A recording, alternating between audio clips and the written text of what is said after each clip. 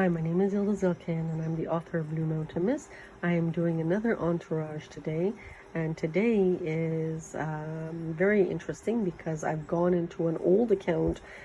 This is pre-hoo-ha, and pulled out one of my older pictures. Now, why is this photo very, very important? This photo is very important because when she's made ill, very ill, you can see the First Nations in her. Now, who can decipher between authentic and non-authentic? And that is only real Canadians. If real Canadians see this, they will be able to tell the difference between Tamil, East Indian, and First Nations. And believe it or not, what else is interesting about this photo? She's actually the Pamela Anderson. We call it an inversion or an albino format of First Nations. Now, what did media do?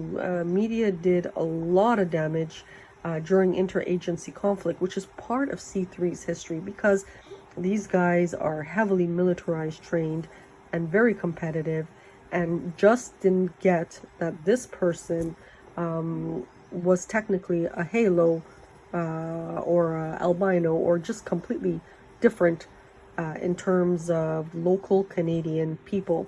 So Hanna came to Canada when she was 1 year old and blended in beautifully from her Asiatic native heritage. Now, most people would think, you know, she's just plain Turkish, but she doesn't know Turkey other than being born there and carrying the DNA of Anatolia.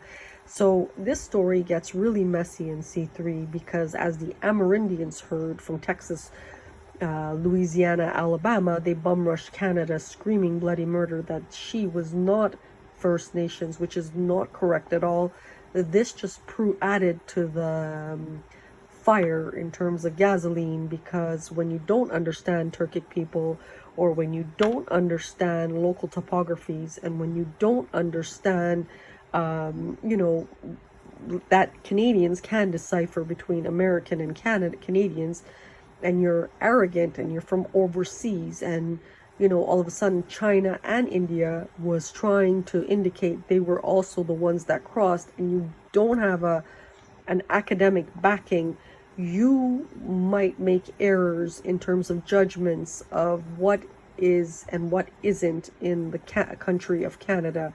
So if you are Canadian, I know you will see it right away. You just have to think about Oshawa or Ottawa or Seneca or any of those locations in the world, and think about First Nations. Immediately you will pull this female out, you know, and that's what makes it interesting.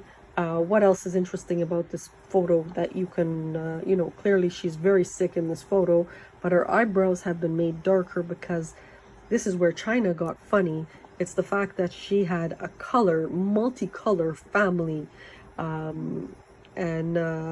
You know, when you have a multicolor family, it just doesn't go hand in hand with communities that are shamanic, just like Hanna, and mixed with white, which are a lot of Asians. And Asia, China screwed themselves over years ago by playing with a lot of DNA, and they have to be controlling and they have to be maneuvering. And same with India. In between India and Alaska is 16 hours by flight.